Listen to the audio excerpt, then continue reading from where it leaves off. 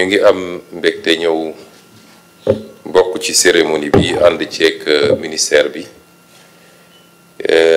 muy rek continuité ci li ñu defoon ci mois d'août muy conseil interministériel bu am solo boobu ñu jagle woon ko lépp li nga xam ne day jëm ci yàqanal rawatina yàqanal li nga xam ne mooy énergie te ci biir énergie ñu ràññee ci li nga xam ne mooy courant bi lu am solo la ci ñaari fànn bi ci njëkk mooy bu dee jataay bi ñu am tey dañ ko jagleel dañuy jëfandikoo ci énergie courant ci biir administration sànq dama laaj ministre bi ne ko 71 milliards yi ñuy wax est-ce que administration centrale dong la wala dañuy jël mboolem administration yi muy administration décentralisée également waaye madame la directrice générale bi muy def présentation tontu na ci laaj bi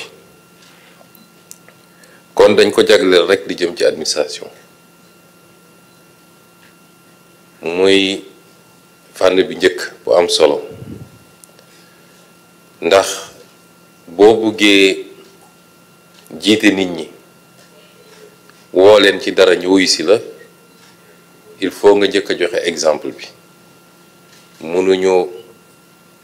bëgg sénégalais yi góorgóorlu ci yaxanal lépp luy consommation de manière générale ba pare ñu gis ñoom ni administration bi nga xam ne ñoom la fi teewal te ñoom ñoo koy financer ndax ñoo koy jox budget bi muy fonctionner administration boobu bañalul boppam dara moo tax le programme de rationalisation des dépenses de l'administration dafa nekk au cœur de notre action yàq bi ci administration bëri na ñu yàgg koo jooytu ndax nag nekkoon nañu aux fonctionnaires nekk ci biir administration bi 2018 bi may présenté sama livre en tant que candidat à élection présidentielle am na chapitre entier boo xam ne maa ngi ko jagleeloon ci yàq bi nga xam ne am na ci administration muy loo xam ne du lu ma kenn di nettali lu ma teg sama bët la en tout cas fi ma nekkoon di fa liggéey ci matériel bureautique mobilier bi ci consommation carburant ci njëndum oto ci dagg ay billets di voyager tukki yoo xam ne amul réew mi benn njëriñ ñaare ci ni ñuy jëfandikoo courant bi ak ndox mi ci biir administration ma bindoon ni am naa yaqin ni ci loolu rek mën nañ ci def ay économie yoo xam ne ay dizaines wala ay centaines de milliards lay doon buñ ci góorgóorloo tuuti moo tax bi ñu ñëwee it bokk na ci suñu yitte njëkk ay weer ci gannaaw am na circulaire bu ma génne woon mu am nag ñu ko bëggoon soofantal mooy ñi nga xam ne ñoom seen conception ci état conception jouissance la mooy li madame la présentatrice wax léegi rek lañ dul def seen kër wala duñ ko permettre jàpp nañ ni tant que alalu mbooloo la war nañ ko mën a def moo tax ci circulaire boobu ma joxoon ndigal ñu rationaliser yu bëree bëri ba ci yi ñuy jëfandikoo ci imprimante bureau boo dugg bëgg faa fekk imprimante te réew ñu ëpp doole foofu di réew yu développé dañuy am benn unité centrale kenn ku ne ñu connecté ko kenn ku ne mën a lancer à partir de ton bureau machine à café yeeg frigo bar yeeg yooyu yëpp facteur de consommation yu am solo la te bokk na ci liy yokk consommation administration waaye ci suñu comportement aussi suñuy habitude sànq ministre daf may déey dara ma ne ko yow dafa mel ni dangaa bëgg a anticiper ci li ma bëgg a wax waaye dañuy joxe misaal rek est-ce que salle bi ñu nekk di def waxtaan bi tey waroon nañ fi taal lampe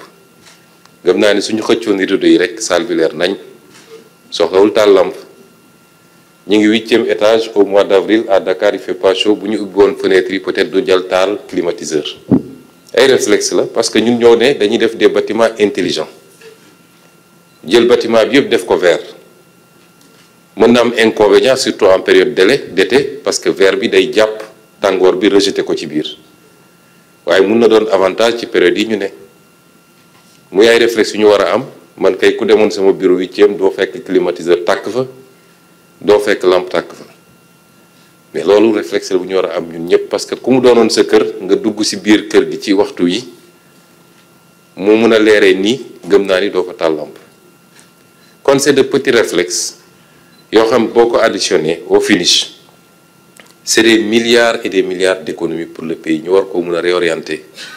vers des secteurs qui en ont besoin: la santé, l'éducation, les infrastructures. Mauvaise habitude yooyu mooy andi situation bi ñu gis. Consommation bi bëri na, léeg-léeg état bi du ko fay, andil Senelec ay problème, monsieur le DG du ma weddi, ñuy daw ci gannaaw ay factures. Léeg-léeg ñu ne nañu def ay convention de dette croisée parce que ñoom it amel nañu état bi fiscalité wala leen. waaye jàpp naa ni bu ñu xoolaatoon loolu rek bañ koo soofantal dina doon lu am solo. bu boobaa nag war nañoo mun a wëlbatiku jàllale ko it ci société bi, parce que gëm naa ni kër gu ne war na am un gestionnaire de l'énergie de la maison. ñun de bi ñu nekk ndaw, les parents étaient très regardants ci yooyu. buñ ñëwaan fekk robinet bu ñu tëjuñu ko bu baax muy tokk-tokkal, defe naa ñëpp la ñuy aligné talent bi ba ñu ne kii moo mujjee ci robinet bi. la même chose nga ñëw fekk kër gi néeg bu kenn newul lampe bi tàkk wala ñu bàyyi télé bi noonu wala yu mel noonu. kon suñ ko defee ci commencé ci administration centrale, administration de manière générale, liñ ci jublu mooy war a gën a mën a lay bu ñu jàkkaarloog askan wi soññ leen ci habitude yooyu. moo tax ñu ngi féliciter madame la directrice générale de l'AME ci liggéey bu rafet bi mu def ak gain yi mu ci commencé am. may dalal xelu madame Senghor ne ko ci wàllu yaxanal ak wàllu gestion bu rafet man jigéen ñi laa ci wóolu. ba may nekk impôt et domaine daan naa wax ni lépp luy contact ak xaalis muy bureau de recouvrement yi su ma doon DG dama koy jox jigéen ñi, ndax du ñu randal wala bëriwul te mën nañoo yàqanal bu baax a baax. xanaa kay wàññi tuuti rek xew yu rëy yi, waaye boo ci génnee loolu jàmbaar lañu. loolu mooy premier volet bi. ñaareel volet bi nag lii day dugg globalement ci politique énergétique gu état bi. wax nañ ko waxaat ko, et énergie dafa bokk ci l'une de nos plus grandes priorités, parce que sans énergie en quantité suffisante, en qualité et à coût abordable mënoo développer ab réew. amul fenn ci àdduna. Sénégal mënul développer wu ak énergie boo xam ne kilowatt heure bi dépassé na 100 francs. defe naa war na nekk ay 117 francs monsieur le directeur général. nga comparé kook ay réew yi nga xam ne ñu ngi ay 40 francs wala lu ko yées sax. fii biir Afrique de l'Ouest am na réew yoo xam ne ñu ngi à 60 francs wala 65 francs. investisseur bu war a ñëw bëgg a investir ba defe naa dina jafe mu tànn Sénégal au détriment de ces pays. surtout nag bu fekkee yeneen facteurs yi ñuy soxla yépp ëppalewuñu leen ko. ëppalewuñu leen ressources naturelles, ëppalewuñu leen matières premières, ëppalewuñu leen ressources humaines, ndax ñun ñëpp ñoo bokk configuration démographique avec des populations majoritairement jeunes qui ne demandent qu'à être formés et à travailler. Donc énergie day doon un facteur discriminant dans cette compétition. tey soo seetee li xew ci àdduna boo gisee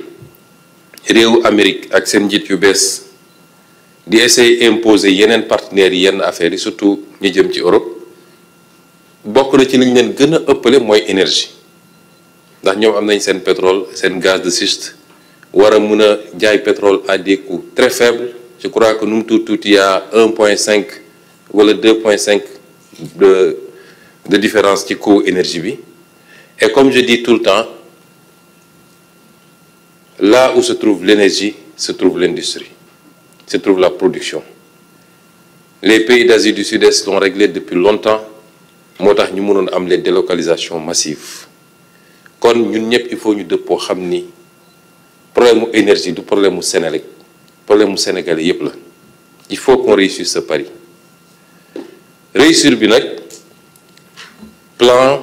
sur le moyen et le long terme la. énergie ça coûte cher benn centrale bu 200 mégawatts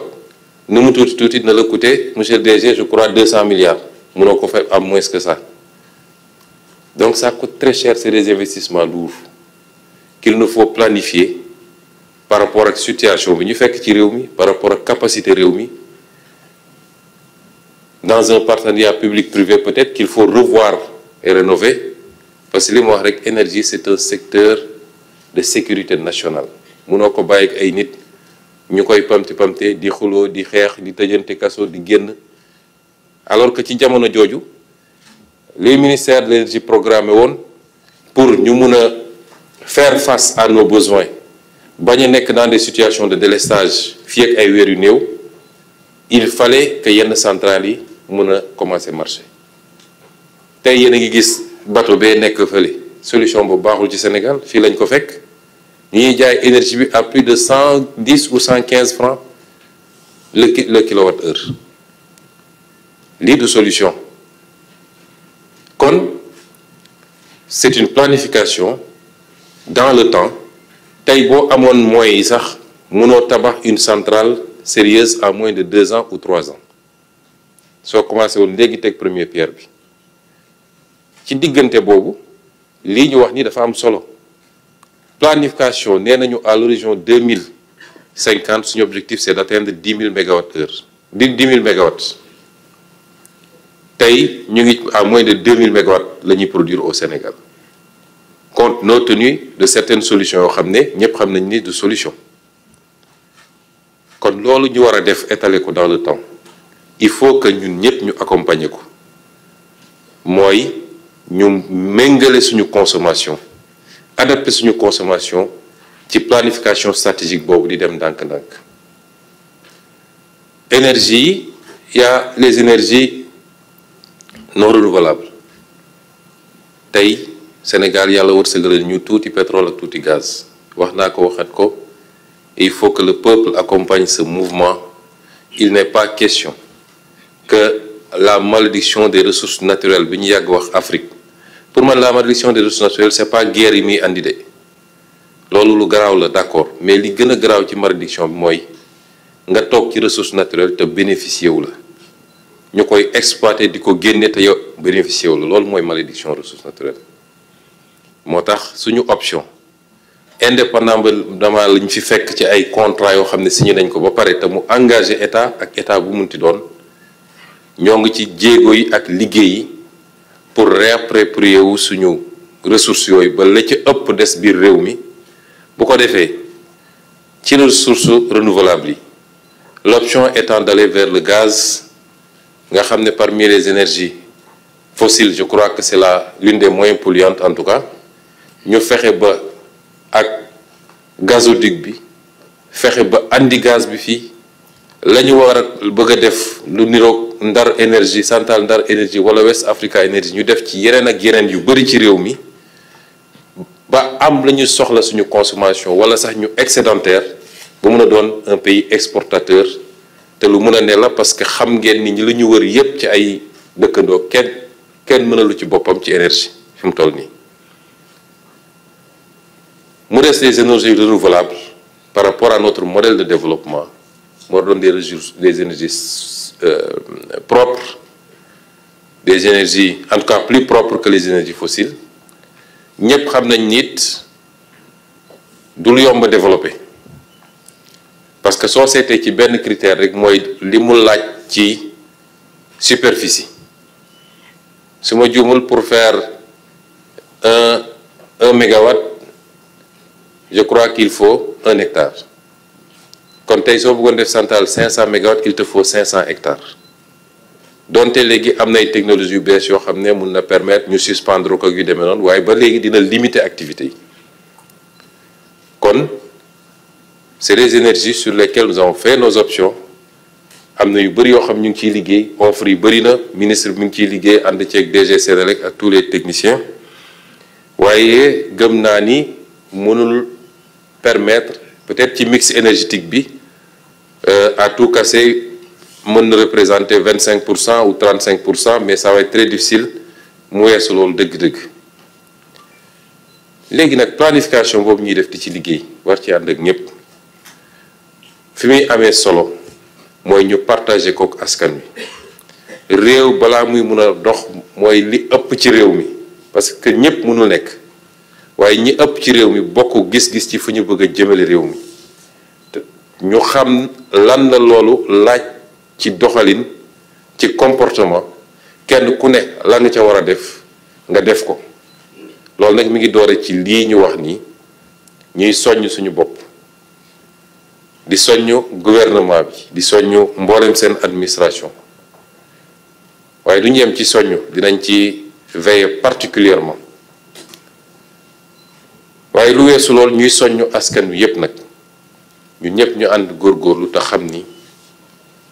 sakkanal dafa bokk ci suñu aada dafa bokk ci suñu diine boo jëlee diine islam dañ la naan noo barile walladina ida anfaqu lam yusrifu wa lam yaqturu wa kaana bayna dhalika qawama ñi nga xam ne bu ñuy dépenser duñu xaabaabal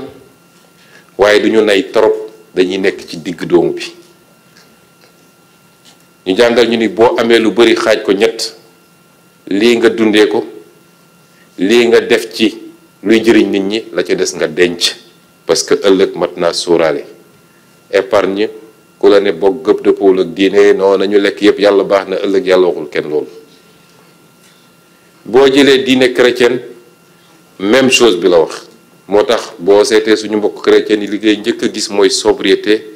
humilité doo gis yenn extravagance yi ci ni ñuy consommer